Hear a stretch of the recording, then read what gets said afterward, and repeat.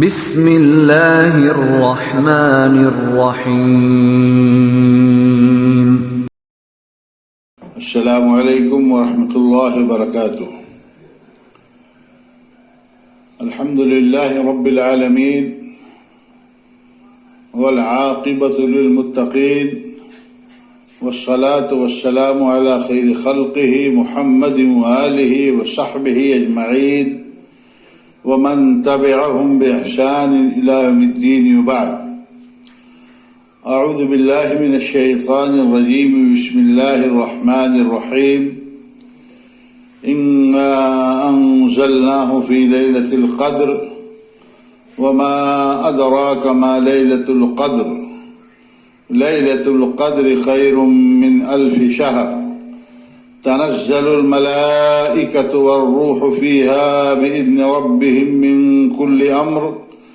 سلام هي حتى مطلع الفجر۔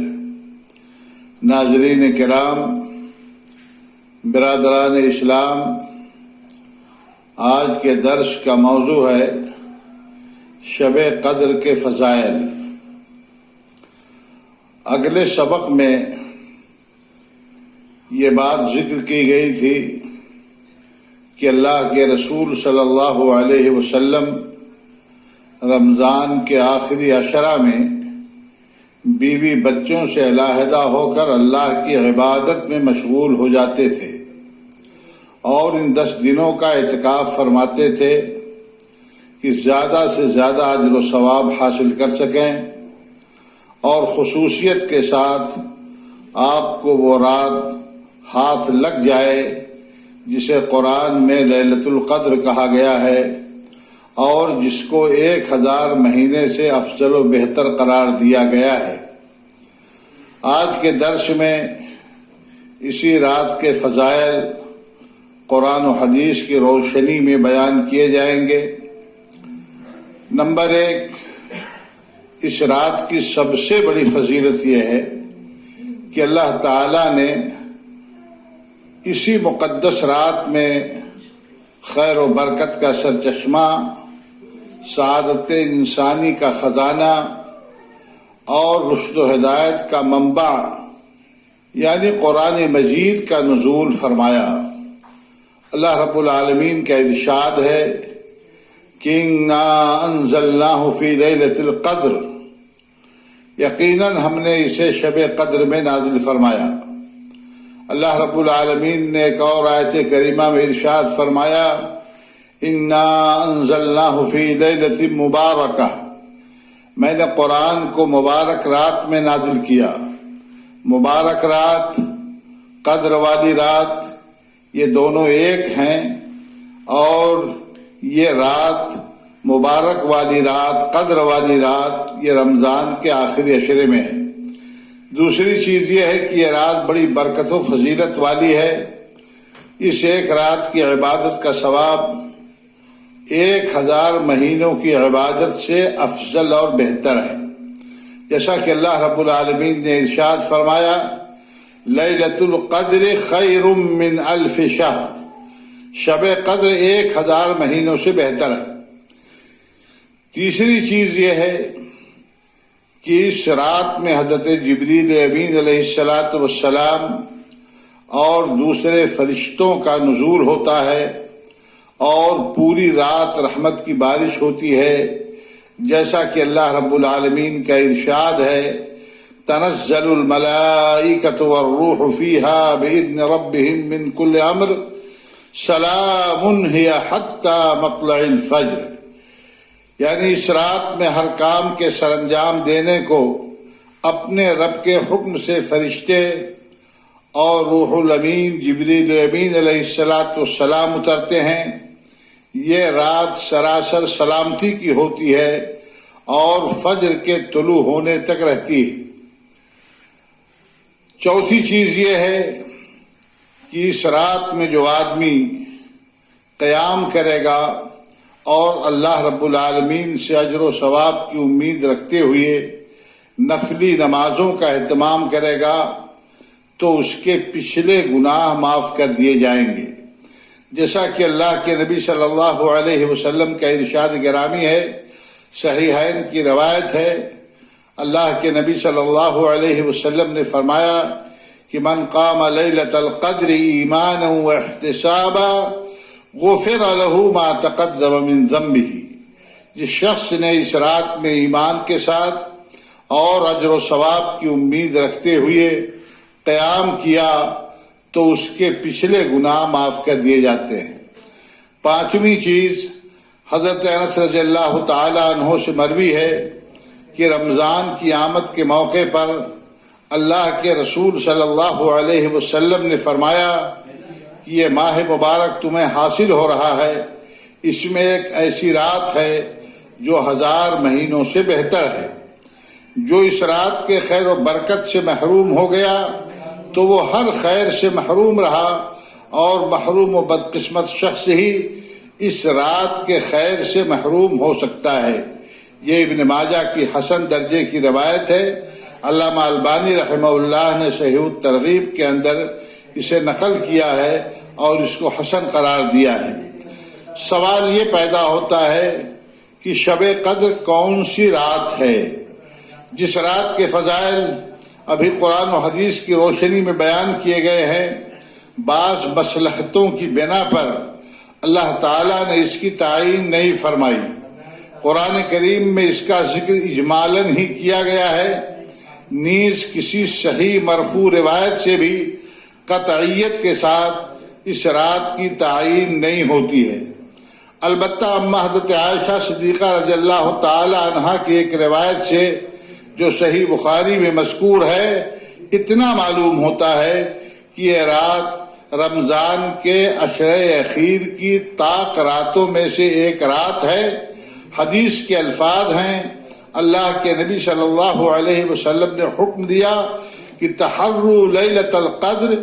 فی الوتر من العشر الاواخر من رمضان، رمضان کے آخری عشرہ کی طاق راتوں میں شب قدر کو تلاش کرو۔ کچھ اہل علم جیسے علامہ ابن حجر عسقلانی رحمہ اللہ، علماء حنابلہ اور ہمارے شیخ الحدیث علامہ عبید اللہ رحمانی مبارک پوری رحمہ اللہ کا خیال ہے کہ شب قدر آخری عشرہ کی طاق راتوں میں منتقل ہوتی رہتی ہے، یعنی کبھی یہ 21ویں کو ہوتی ہے، کبھی 23ویں کو، کبھی 25ویں کو، کبھی 27ویں کو اور کبھی 29ویں کو۔ اس رات کی فضیلت حاصل کرنے کے لیے مسلمانوں کو پورے عشر اخیر خصوصاً اس کی طاق راتوں میں عبادات کا اہتمام کرنا چاہیے اور اس رات کو پانے کے لیے جد و جہد اور کد و کاوش کرنی چاہیے۔ جیسا کہ اس سے پہلے بتایا کہ بعض مصلحتوں کی بنیاد پر شب قدر کی تعیین نہ قرآن میں ہوئی اور نہ اللہ کے نبی صلی اللہ علیہ وسلم نے فرمایا، بلکہ شب قدر کو امت سے مخفی رکھا گیا۔ یہ کسی مصلحت کی بنیاد پر ہے، جیسا کہ حضرت عبداللہ بن مسعود رضی اللہ تعالی عنہ نے فرمایا کہ اراد اللہ یتقل الناس، شریعت کا مقصود یہ تھا، اللہ کے نبی صلی اللہ علیہ وسلم کا ارادہ یہ ہوا، اللہ تعالیٰ کی مشیت یہ ہوئی کہ لوگ کسی ایک رات پر بھروسہ نہ کر لیں، البتہ اما انہا فی رمضان وانہا فی العشر الاواخر، لیکن یہ بات طے ہے کہ یہ رات رمضان میں ہے اور رمضان کے عشرۂ اخیر میں ہے۔ اس لیے مسلمانوں کو اس رات کی تلاش کرنے کی قد و کاوش اور جد و جہد کرنی چاہیے۔ یہ اللہ رب العالمین کی طرف سے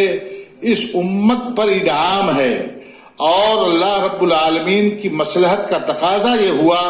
کہ صرف ایک رات کی تعیین کرنے کے بجائے اس کو مخفی رکھا جائے تاکہ لوگ زیادہ سے زیادہ محنت کریں اس رات کو پانے کے لیے۔ 10 راتوں میں عبادات کا اہتمام کریں، اور 10 راتوں میں عبادات کا اہتمام اگر نہیں کر سکتے ہیں تو کم سے کم طاق راتوں میں عبادات کا اہتمام کریں۔ اس طریقے سے انہیں شب قدر بھی حاصل ہو جائے گی، اس کا بھی ثواب مل جائے گا، اور اس کے ساتھ ہی ساتھ باقی راتیں جو مسلمانوں نے اللہ کی عبادت میں گزاری ہیں اس پر بھی انہیں اجر و ثواب مل جائے گا۔ حضرت عبادہ ابن صامت رضی اللہ تعالی عنہ سے مروی ہے کہ کہ اللہ کے نبی صلی اللہ علیہ وسلم اپنے گھر سے نکلے اس مقصد سے، یہ ارادہ لے کر کے، یہ سوچ کر کے کہ صحابہ کرام کو اس رات کے متعلق باخبر کر دوں گا۔ اللہ رب العالمین نے آپ کو بتا دیا تھا، لیکن راستے میں دو آدمیوں کا جھگڑا ہو گیا۔ اللہ کے نبی صلی اللہ علیہ وسلم اس جھگڑے کے چکانے میں لگ گئے اور آپ کے ذہن سے پھر شب قدر کی بات نکال دی گئی، آپ کے ذہن سے یہ بات فراموش کر دی گئی، اور اللہ کے نبی صلی اللہ علیہ وسلم نے امت کو فرمایا، صحابہ کرام رضی اللہ تعالی عنہم اجمعین سے آپ نے ارشاد فرمایا کہ خرجت لأخبرکم بلیلۃ القدر، میں نکلا تھا کہ میں آپ لوگوں کو شب قدر کے بارے میں بتا دوں۔ فتلاها فلان و فلان فرفعت، راستے میں فلاں اور فلاں نے جھگڑا کر لیا اور میرے ذہن سے یہ رات نکال دی گئی۔ وعسى ان يكون خيرا لكم، ہو سکتا ہے کہ اسی کے اندر تمہارے لیے کوئی خیر ہو۔ شب قدر کی تعین نہیں ہوئی ہے، لیکن اس کے باوجود بعض احادیث کے اندر اور بعض آثار میں شب قدر کی بعض علامتوں کا ذکر ملتا ہے، جو وہ اس طریقے سے ہیں۔ نمبر 1، شب قدر کی صبح جب سورج طلوع ہوتا ہے تو اس میں شعاعیں نہیں ہوتی ہیں، اس کی جو روشنی جو ہے بہت صاف شفاف ہوتی ہے، یہ صحیح مسلم کی روایت ہے۔ اسی طریقے سے رات بڑی پرکیف اور نورانی ہوتی ہے، چاروں طرف ایسی روشنی پھیلتی رہتی ہے جو عام راتوں میں نہیں ہوتی ہے۔ اس رات کا موسم معتدل ہوتا ہے۔ اسی طریقے سے ایک بات یہ بھی ہے کہ اس رات کوئی ستارہ آسمان سے نہیں ٹوٹتا ہے وغیرہ۔ سوال یہ ہے کہ شب قدر میں ہمیں کرنا کیا ہے؟ تو میرے بھائیوں، شب قدر کے لیے کوئی مخصوص عمل یا عبادت نبی کریم صلی اللہ علیہ وسلم سے ثابت نہیں ہے، مگر یہ رات نفلی نمازوں کے لیے، تلاوت قرآن کے لیے، ذکر و اذکار کے لیے اور توبہ و استغفار کے لیے خاص کر لینی چاہیے۔ خاص طور سے گریہ زاری اور جو انکساری کے ساتھ ہمیں اپنے گناہوں کا اعتراف کرتے ہوئے کثرت سے اللہ رب العالمین سے اپنے گناہوں کی بخشش طلب کرنی چاہیے، اور نبی کریم صلی اللہ علیہ وسلم کی بتائی ہوئی دعا خاص طور سے ورد زبان ہونی چاہیے۔ اللہ کے نبی صلی اللہ علیہ وسلم نے اما حضرت عائشہ صدیقہ رضی اللہ تعالی عنہا کو شب قدر میں پڑھنے کے لیے یہ دعا سکھائی تھی۔ ہمیں اور آپ کو بھی وہ دعا یاد کر لینی چاہیے، وہ دعا پڑھنی چاہیے۔ اللہم انک عفو تحب العفو فاعف عنی، اے اللہ تو بڑا معاف کرنے والا ہے، تو معافی کو پسند فرماتا ہے، اس لیے مجھے معاف فرما دے۔ میرے بھائیوں، یہ شب قدر یہ بڑی اہم رات ہے، اور اللہ کے نبی جناب محمد رسول اللہ صلی اللہ علیہ وسلم نے اس رات میں قیام کا باقاعدہ حکم دیا ہے۔ شب قدر اللہ کی جانب سے مسلمانوں کے لیے ایک بیش بہا تحفہ اور گراں قدر انعام ہے، جس کا تقاضا یہ ہے کہ اس رات کے ایک ایک لمحے کو قیمتی سمجھ کر اس سے فائدہ اٹھایا جائے، دل و دماغ کی تطہیر کی جائے، اپنے نفس کا تزکیہ کرنے کی کوشش کی جائے، اللہ کے حضور رو رو کر مغفرت و بخشش کی دعائیں کی جائیں، نرم گزار بستروں کو چھوڑ کر راتوں رات نمازیں پڑھی جائیں۔ حدیث میں اللہ کے نبی صلی اللہ علیہ وسلم نے